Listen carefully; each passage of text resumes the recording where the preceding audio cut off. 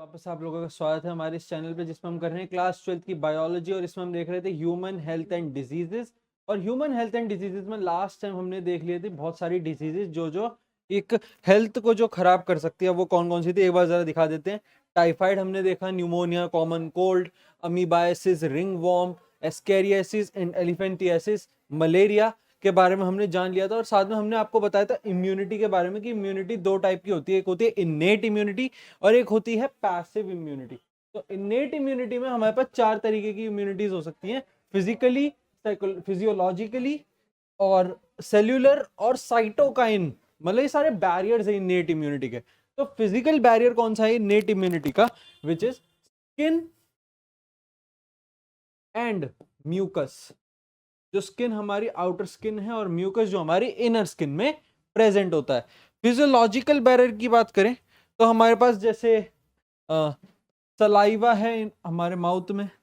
रुको, ये ऐसे लिखते हैं, saliva in mouth, saliva in mouth. और acid in stomach, acid in stomach. और साथ साथ में tears in eyes, tears in eyes. इस टाइम ये सबसे ज्यादा है, टीयर्स इन आईज। ठीक है, अगला है सेल्यूलर। सेल्यूलर में क्या है हमारे पास? जैसे न्यूट्रोफिल्स है, मोनोसाइट्स हैं, ये कुछ हमारे पास है। अलग पेन से लिख देते हैं। न्यूट्रोफिल्स हैं, न्यूट्रोफिल्स हैं, मोनोसाइट्स हैं, ट्रोफिल्स एंड मोनोसाइट सेल्स। ये कुछ सेल्स हैं हमारी बॉडी में प्रेजेंट होते हैं अलग अलग काम के लिए। और साइटोकाइन बैरियर में हमारे पास एक ही है, which is interferon, which is interferon. ये कुछ हमारे पास इन्नेट इम्यूनिटी के बैरियर्स हैं, इन्हें आपको जो है याद रखना है। अच्छा, अगला एक्वायर्ड इम्यूनिटी। अच्छा, लास्ट टाइम जब मैंने इन्नेट इम्यूनिटी पढ़ाया था तो मैं बताया था इन्नेट इम्यूनिटी वो इम्यूनिटी है जो बाय बर्थ प्रेजेंट होता है। इसमें से कोई भी चीज इंसान को धरती पर आने के बाद अपने अंदर डालने की जरूरत नहीं पड़ी, ये सब उसके पास पहले से था। स्किन म्यूकस पहले से था, सलाइवा था, एसिड था, टीयर्स से, न्यूट्रोफिल्स, मोनोसाइट्स, इंटरफेरॉन्स, ये सब उसके पास बाय बर्थ प्रेजेंट थे। बट ये इम्यूनिटी में क्या होता है, एक्वायर्ड इम्यूनिटी में क्या होता है, हमको वो चीज अपने आप के अंदर डालनी पड़ती है जैसे जैसे हम अपने आप को अलग अलग इन्वायरमेंट में पाते हैं या अलग अलग बीमारियां हमें होती हैं। तो उसमें भी दो तरीके की है, एक्टिव और पैसिव। तो एक्टिव क्या है? एक्टिव क्या है कि जब एंटीबॉडी, इधर से लिखते हैं, एंटीबॉडी पहले से ही होस्ट की बॉडी में प्रेजेंट हो। Antibody are present inside host body, inside host body. Host की बॉडी में एंटीबॉडी पहले से प्रेजेंट है। अब उसमें भी दो दो टाइप्स हैं, उसमें भी दो टाइप्स हैं। तो उसमें पहला टाइप क्या है और दूसरा टाइप क्या है? एक हो सकती है नेचुरल वे, एक हो सकता है नेचुरली, और एक हो सकता है आर्टिफिशियल, एक हो सकता है आर्टिफिशियल। तो नेचुरल और आर्टिफिशियल में क्या क्या आएगा? नेचुरल में हमारे पास आएगा लाइक कॉमन कोल्ड की जो इम्यूनिटी बनती है कि जब एक बार जुकाम हो जाता है तो उसके बाद कुछ टाइम तक कॉमन कोल्ड दोबारा नहीं होता, कॉमन कोल्ड दोबारा नहीं होता, क्योंकि उसकी एंटीबॉडी हमारी बॉडी में बन चुकी होती है एक बार होने के बाद। इसमें कॉमन कोल्ड में। और कॉमन कोल्ड के बाद जो अगली हमारे पास है आर्टिफिशियल, जो हमारी होस्ट की बॉडी में प्रेजेंट होती है, जैसे है टिटेनस, 6-7 महीने तक चल जाती है। और पोलियो, ये तो एक बार ही बचपन में पिलाई जाती है और लाइफ टाइम चल जाती है। तो ये होती है हमारे पास active immunity. Active acquired immunity यानी एंटीबॉडी प्रेजेंट है होस्ट की बॉडी में। बट कुछ ऐसी चीजें भी होती है जिसमें होस्ट की बॉडी में नहीं प्रेजेंट होती एंटीबॉडीज, वो हमें डायरेक्टली रेडीमेड फॉर्म में देनी पड़ती है, रेडीमेड फॉर्म में देनी पड़ती है। Antibodies are given directly, antibodies, हाँ ठीक, antibodies are given directly, are given directly, directly, और क्या बोलते हैं इसे हम? रेडीमेड। रेडीमेड है ये, पहले से नहीं है, अलग से दी गई है बच्चे को ताकि उसके अंदर एंटीबॉडीज बने। सेम इसमें भी दो ही तरीके हैं हमारे पास, एक है नेचुरल और एक है आर्टिफिशियल, एक है नेचुरल और एक है आर्टिफिशियल, एक है आर्टिफिशियल। तो नेचुरल और आर्टिफिशियल में क्या क्या एग्जांपल हमारे पास है? नेचुरल में हमारे पास है मदर्स मिल्क, और उसके अंदर इम्यूनिटी कौन सी होती है वो भी बताते हैं, मदर्स मिल्क। ये एक नेचुरल पैसिव इम्यूनिटी है, ये एक नेचुरल पैसिव इम्यूनिटी है मदर्स मिल्क। और इसमें होता है एंटीबॉडी IgA, इससे लिखते हैं एंटीबॉडी प्रेजेंट होती है IgA, ये आपको याद रखनी है IgA। और दूसरा एग्जांपल हमारे पास क्या है जो डॉक्टर्स के थ्रू मिलता है, डॉक्टर के थ्रू क्या मिलती है हमें? एंटीवेनम। क्या मिलता है हमें?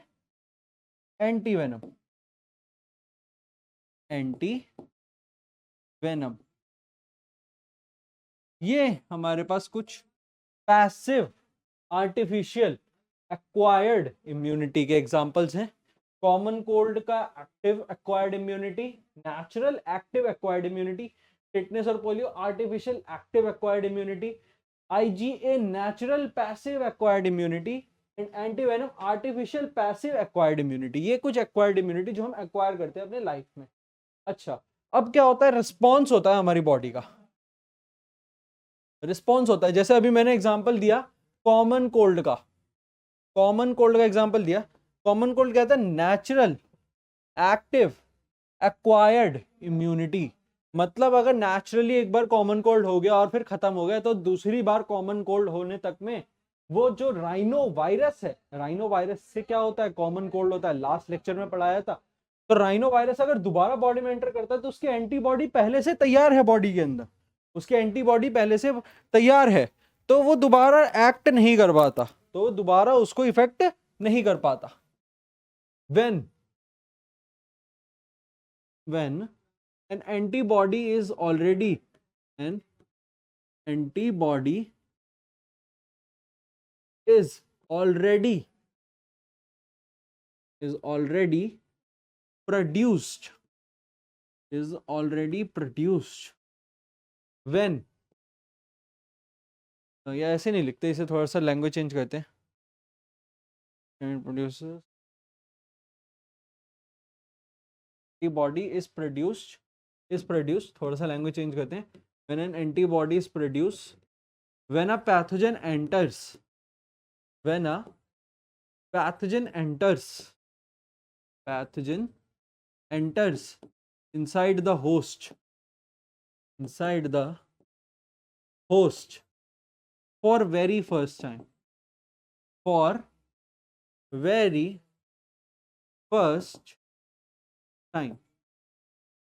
the response which the body gets is the primary response. but अगर वो सेम एंटीजन दोबारा आए, the same pathogen, antigen नहीं, pathogen, the same pathogen tries to enter the same host, tries to enter the host body once again, the primary response is already present, primary response is already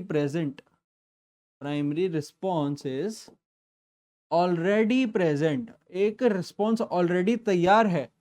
यहां पर एक response already हमारी body के अंदर तैयार है to fight the pathogen, तो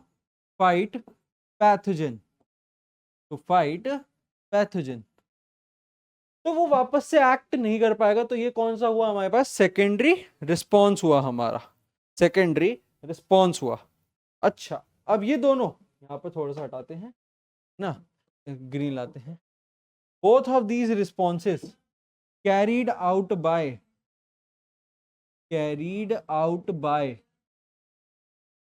यहां लिखते हैं, दो तरह के लिम्फोसाइट्स होते हैं। एक होते हैं B lymphocytes and T lymphocytes. इन दो के थ्रू इन दो के थ्रू ये प्राइमरी और सेकेंडरी रिस्पॉन्स हमारी बॉडी जनरेट कर पाती है पैथोजन के अगेंस्ट। अच्छा, अब क्या होता है, इन्हीं बी और टी लिम्फोसाइट्स के हिसाब से दो हमारे पास इम्यूनिटी है, एक है ह्यूमोरल और एक है सेल मीडिएटेड। तो जरा ह्यूमोरल लिखना चालू करते हैं, एक पार्टीशन, थोड़ा स्ट्रेट लाइन ट्राई करेंगे, मच बेटर।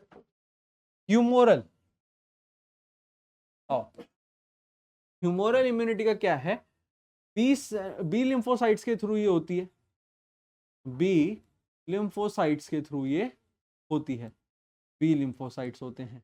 और बी लिम्फोसाइट्स के अलावा इसमें क्या होता है, एंटीबॉडीज प्रोड्यूस नहीं होती, antibodies are not produced, antibodies are not produced, इसमें एंटीबॉडीज का प्रोडक्शन तो नहीं होता।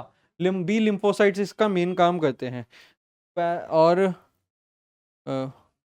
ये नहीं, इसमें उल्टा है, एंटीबॉडीज आर प्रोड्यूस है इसमें, एंटीबॉडीज। और जो पैथोजेंस है are killed by, pathogens are killed by, pathogens are killed by, are killed by ये those antibodies, और काटो, those antibodies, इन्हीं एंटीबॉडीज के थ्रू ये जो पैथोजेंस हैं वो मरते हैं ह्यूमोरल इम्यूनिटी में। अच्छा, अब सेल मीडिएटेड की बात करते हैं। अब सेल मीडिएटेड की बात करते हैं। सेल मीडिएटेड में मेन क्या है काम, उसमें है टी लिम्फोसाइट्स का मेन काम, टी लिम्फोसाइट्स का मेन काम है। अच्छा, टी लिम्फोसाइट्स, और एंटीबॉडीज उसमें नहीं बनती, antibodies are not produced, are not produced. तो इसमें किससे मरते हैं, तो जैसे टी सेल्स होते हैं उसमें किलर टी सेल्स होते हैं, तो वो किलर टी सेल्स मारते हैं पैथोजेंस को।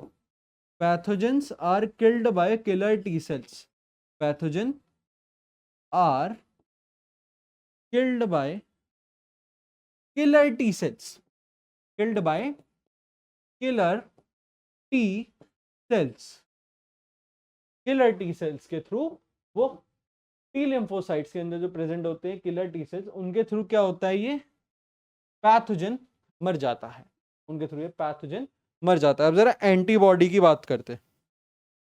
एंटीबॉडी में सबसे पहले तो जो आपको याद रखना है, तो लाइट चेन होती है,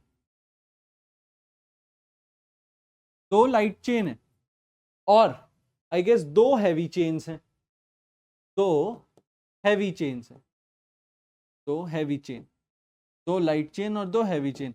अब जरा डिफरेंट टाइप्स ऑफ एंटीबॉडीज लिखी है हमारे पास, उनके बारे में कर लेते हैं, और वो डिक्रीजिंग ऑर्डर में बात करते हैं, डिक्रीजिंग ऑर्डर। तो आई जी से डिनोट करते हैं, आई जी, आई जी, आई जी 3, 4 और 5। अब इसे याद कैसे करें, इसकी ट्रिक भी अभी लो। आपको क्या याद रखना है, ये एक मराठी का नाम है, मराठी का नाम है, एक मराठी आदमी, उसका नाम है गामडे। तो ये गामडे याद रखना है, तो मतलब आई जी जी, आई जी ए, आई जी एम, आई जी डी, आई जी ई, ये अलग अलग टाइप की एंटीबॉडीज हमारे बॉडी में प्रेजेंट होती हैं। सबसे ज्यादा अमाउंट में होती है जो सबसे आगे लिखी है, यानी जी वाली, ये ऐसे है, ये हो गया हमारे पास इसका ये पूरा ना, गामडे प्रेजेंट हो गया। तो मतलब मैक्सिमम ये है, मिनिमम ये है, ये क्या है, मैक्सिमम, और ये क्या है, मिनिमम, ये क्या है, मिनिमम, मिनिमम मैक्सिमम, ये आपको पता चला। अच्छा, अब इसमें कुछ कुछ इनकी बातें लिखी हुई हैं, तो जरा उसे बताते हैं। तो सबसे पहले तो ये जो नहीं, ये नहीं, अलग कलर लेते हैं। जो IgM है ये हैवीएस्ट एंटीबॉडी है, ये हैवीएस्ट एंटीबॉडी है। जो IgG है ये होती है प्लेसेंटा में प्रेजेंट, ये होती है प्लेसेंटा में प्रेजेंट। और ये तब भी बताया था जब करवाया था ह्यूमन रिप्रोडक्शन। इससे पहले मैंने IgA की बात करी थी, IgA की बात करी थी, जो कि नेचुरल पैसिव एक्वायर्ड इम्यूनिटी है, मदर्स मिल्क में होती है। मदर्स मिल्क को कहते हैं कोलोस्ट्रम, मदर्स मिल्क को कहते हैं कोलोस्ट्रम। तो जो IgA है ये किस में है? इन कोलोस्ट्रम, इन कोलोस्ट्रम, ये आपको पता चला। और एट द एंड रहेगी हमारे पास IgD। IgD क्या है? ये क्या करता है? ये एक्टिवेट करता है बी लिम्फोसाइट, ये एक्टिवेट करता है बी लिम्फोसाइट्स को। यहां पर है हमारे पास activate B lymphocytes, B lymphocytes. ये हमारे पास कुछ कुछ बातें जो थी इन एंटीबॉडीज के बारे में एनसीईआरटी में। अच्छा, अब बात करते हैं वैक्सीनेशन की। अब बात करते हैं वैक्सीनेशन की। वैक्सीनेशन क्या होता है और ऑटो इम्यूनिटी क्या होता है? Vaccination, sometimes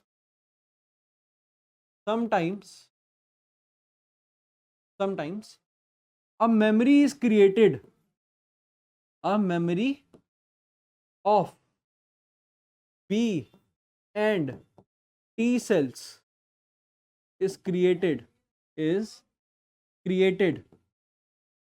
to fight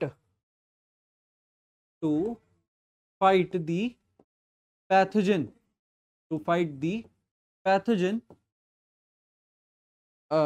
if it returns for the second time, अच्छा, वैक्सीनेशन तभी दिया जा सकता है जब ऑलरेडी एक बार वो डिसीज हो चुकी हो, तभी वैक्सीनेशन दिया जाता है। if one time that disease is occurred,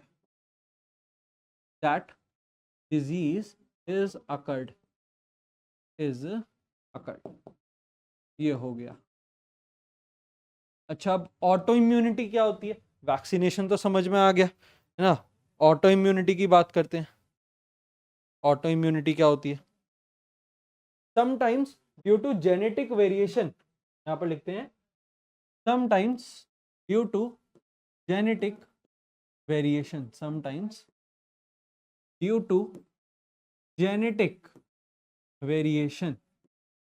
genetic variation, जो बॉडी के टी सेल्स होते हैं वो ही अपने सेल्स को मारना चालू कर देते हैं। Host cell are killed by their own cells, को क्या बोलते हैं? Auto immunity. उसको क्या कहते हैं? Auto immunity. जब किसी एक देयर ओन, यहां लिखते हैं ओन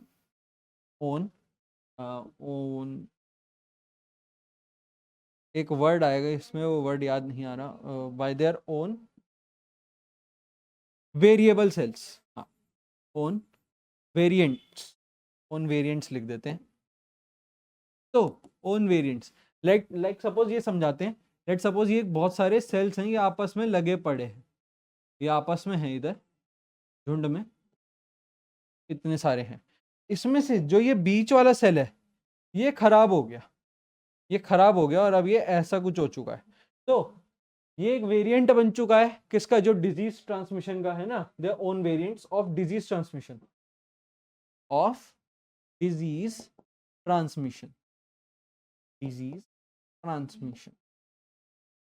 तो ये जो सेंटर सेल है ये ऑलरेडी एक वेरिएंट बन चुका है। तो ऑटो इम्यूनिटी में क्या होगा? साइड वाले सेल्स जो होंगे ये उस सेल्स को मारना चालू कर देंगे,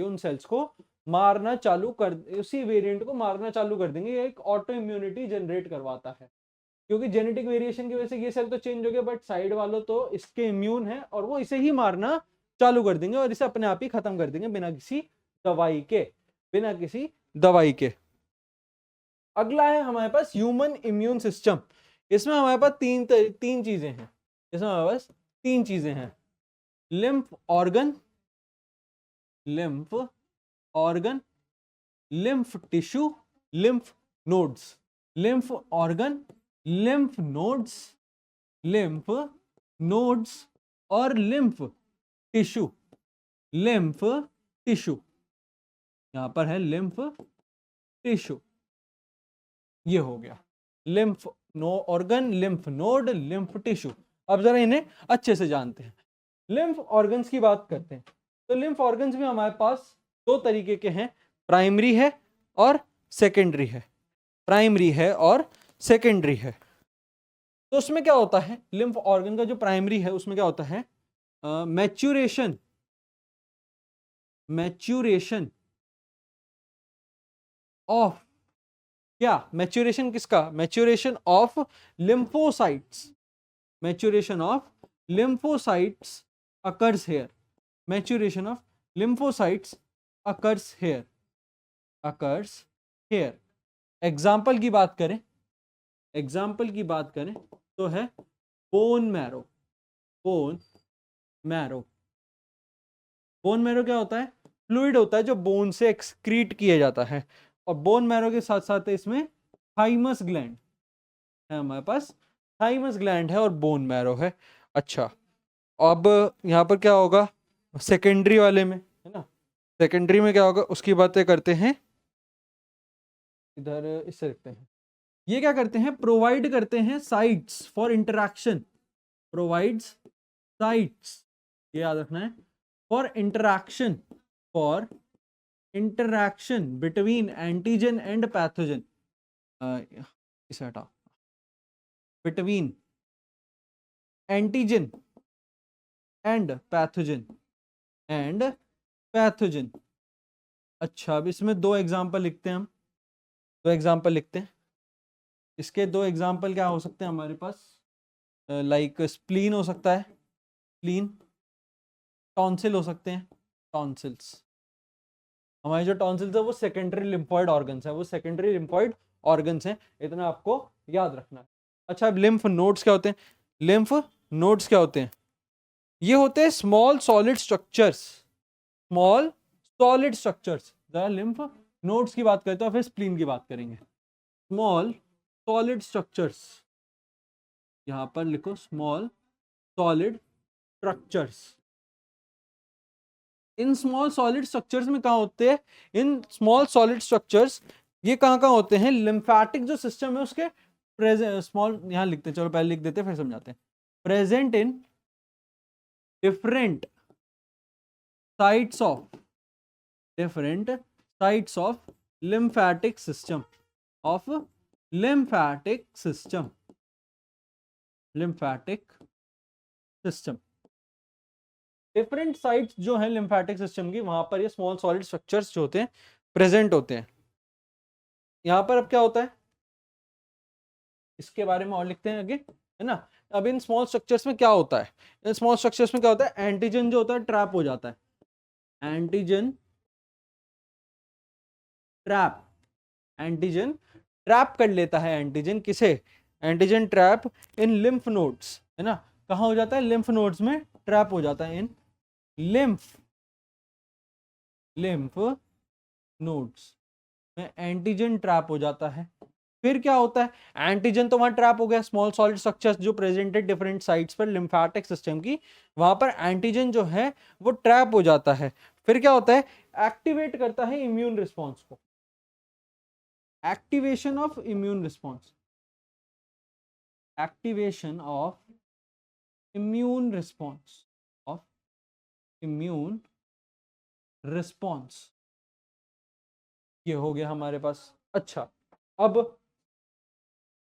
स्प्लीन क्या है, स्प्लीन एक ही चीज लिखते हैं, बाकी आपने जो है पहले ही body fluids and circulation class 11th में पढ़ रखा है। स्प्लीन क्या है, ये है, क्या है, warehouse, warehouse of old RBCs, of old RBCs ना, वेयर हाउस है या डंप यार्ड है, dump yard, dump yard for for warehouse लिख दो, या फिर dump yard for old RBCs. इससे आसान तरीके से स्प्लीन को समझाया ही नहीं जा सकता। बाकी आपने क्लास 11 में पढ़ रखा है, वही सेम पैराग्राफ इस बार भी दिया हुआ है, तो वो भी आप दोबारा पढ़ लेना। अच्छा, अब लिम्फॉइड टिश्यूज क्या होते हैं, जैसे है माल्ट। अब माल्ट क्या है, माल्ट की एक फुल फॉर्म है, वो आपको बताते हैं। माल्ट क्या होता है, mucosa associated lymphoid tissue. Malt क्या है, इधर लिखते हैं जरा, mucosal, mucosal associated associated lymphoid lymphoid tissue, lymphoid tissue, lymphoid tissue, mucosal associated lymphoid tissue. ये क्या है, ये होता है malt, mucosal associated lymphoid tissue. ये कहां पर होता है, ये inner lining of present in inner lining, mucosa है ना, म्यूकोसा कहाँ होती है, इनर लाइनिंग में होती है ना। तो mucosal layer, mucosal associated lymphoid tissue भी present in inner lining of respiratory, circulatory और डाइजेशन ट्रैक, और सर्कुलेटरी, सर्कुलेटरी, हाँ अब ठीक, सर्कुलेटरी ट्रैक, तो ये लिख देते हैं, काफी है फिलहाल के लिए। तो इन दो टाइप के ट्रैक्ट्स में होती है, यहाँ पर एटसेट्रा लिख देते हैं, एटसेट्रा लिख देते हैं, क्योंकि एक्सक्रीटरी ट्रैक्ट में भी होती है। अच्छा, अब इसमें क्या होता है, यहाँ और लिख देते हैं इसके बारे में एक और important point. It constitutes 50% of total lymphoid tissues. It consists of 50% of total lymphoid tissue, lymphoid tissue। ये आपके पास lymphoid tissues भी खत्म हो गए। अच्छा, अब आगे चलते हैं, एलर्जीज क्या होती हैं, एलर्जीज क्या होती हैं यहाँ पर, जैसे running nose, running nose, watery eyes, watery eyes, itching, sneezing। ये कुछ तरह की एलर्जीज जो होती है नॉर्मली एक इंसान को होती हैं, है ना।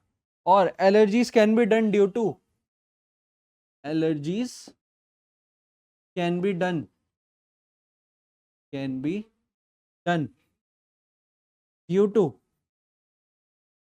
कैन बी हैपन लिख देते हैं, allergies can happen due to dust और pollen, happen due to dust यानी धूल, पोलन यानी जो पोलन ग्रेन आते हैं उनसे भी होती है, एटसेट्रा।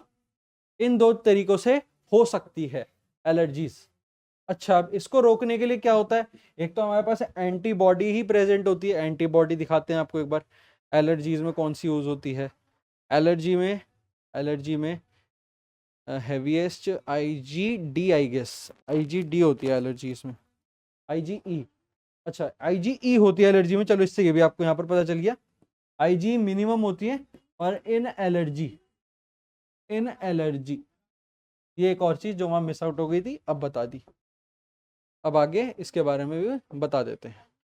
तो यहाँ पर आईजीई प्रोड्यूस्ड कब, if allergic response received from body, received, if allergic response received। अच्छा, और इस आईजीई से क्या होता है, एक एंटी हिस्टामीन रिस्पॉन्स ब्रेन के पास जाता है, एंटी हिस्टामीन सिक्रेटेड, जो हिस्टामीन को कम करेगा और एलर्जी को रोकेगा, ये हो गया। अच्छा, अब आज का हमारे पास लास्ट टॉपिक जो कि है एड्स, जो कि है एड्स। थोड़ी सी सांसें भरते हैं और एड्स को शुरू करते हैं। एड्स का सबसे पहले सबसे जरूरी चीज इसकी full form acquired acquired immuno immuno deficiency deficiency syndrome deficiency syndrome acquired immuno deficiency syndrome. Acquired immuno deficiency syndrome मतलब एक्वायर्ड है, इम्यून सिस्टम का डेफिशिएंट हो जाता है, इम्यून सिस्टम कमजोर हो जाता है, उस वाली बीमारी को कहते हैं एड्स। अच्छा, अब इसका फर्स्ट केस कब आया था? फर्स्ट रिपोर्टेड ऑन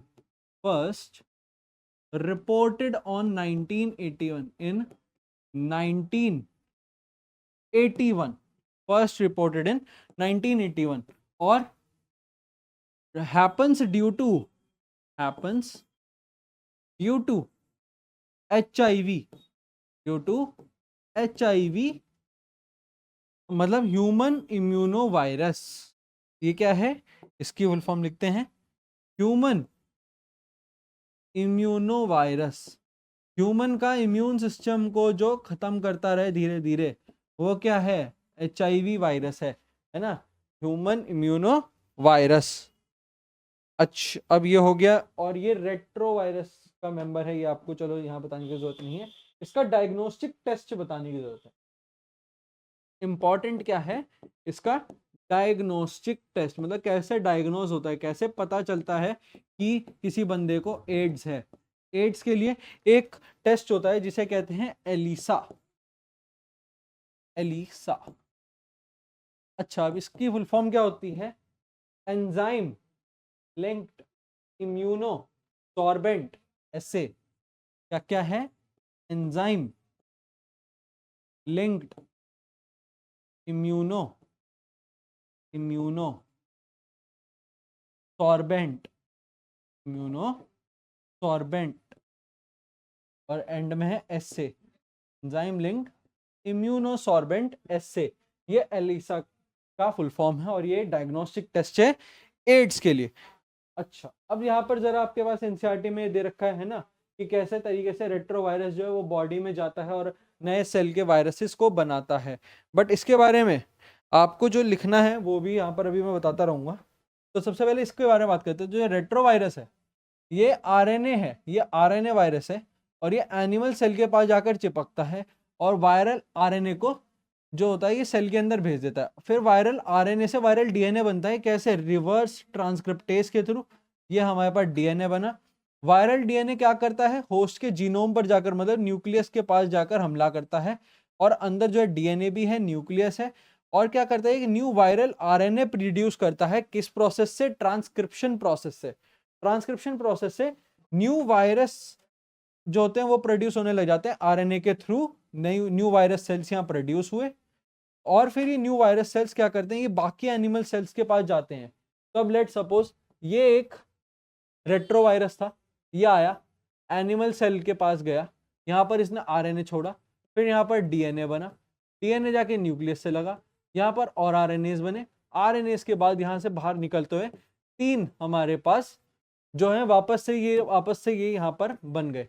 अब ये क्या करेगा? ये अलग सेल के पास जाएगा, वापस से आरएनए बनाएगा, वापस से डीएनए बनाएगा, वापस से होस्ट के पास जाएगा, वापस से यहाँ पर तीन और बन जाएंगे। सेम इधर भी होगा, सेम इधर भी होगा, ये तीन वापस से फैलने लगेंगे। तो ऐसे ये जो होता है पूरी बॉडी में क्या एड्स का वायरस फैल जाता है, जाएगा बॉडी के अंदर एक ही बट ये होस्ट के जीनोम पे ऐसा काबू लेकर आता है, ऐसा काबू लेकर आता है कि अपने जैसे तीन कॉपीज को तैयार कर देता है और ये तीनों फिर अलग अलग दिशा में जाके क्या करते हैं? होस्ट के जीनोम को पूरी तरीके से खत्म कर देती है। तो इसके बारे में लिखते हैं, HIV enter host body, enter host body. अच्छा, इनसाइड लिख देते हैं, एंटर्स दी होस्ट बॉडी, ऐसे लिख देते हैं, एंटर्स दी होस्ट बॉडी, ये हो गया सेकंड पॉइंट, है ना, enters the host body, second point.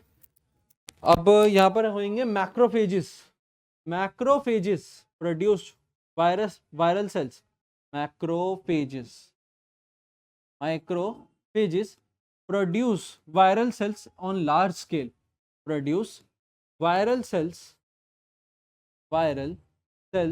on large scale, on large scale, viral cells को लार्ज स्केल पे प्रोडक्शन चालू हो गया, वायरल सेल्स का लार्ज स्केल पे प्रोडक्शन चालू हो गया। अब ये हेल्पर टी सेल्स के पास जाएगा, हेल्पर टी सेल्स जो मतलब एंटीबॉडी बनाने में हेल्प करते थे ना, तो सेल्स comes in contact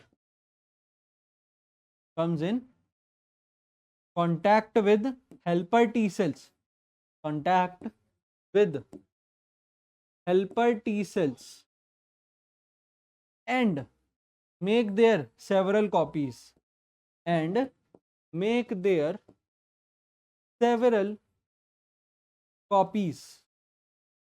और इसकी वजह से ये जो हेल्पर टी सेल्स होते हैं उनको क्या बोलना चालू कर देते हैं, therefore TH cells also called as HIV factory, इसे हम कह देते हैं HIV फैक्ट्री। ये हो गया हमारे पास HIV फैक्ट्री। क्या, कौन है, हेल्पर टी सेल्स को HIV फैक्ट्री क्यों कहा, क्योंकि जो सेल्स जो लार्ज स्केल पर मैक्रोफेजेस में प्रोड्यूस हुए थे वो TH हेल्पर टी सेल्स के पास जाकर अपने सेवरल कॉपीज को तैयार कर चुके थे, अपनी सेवरल कॉपीज को तैयार कर चुके थे।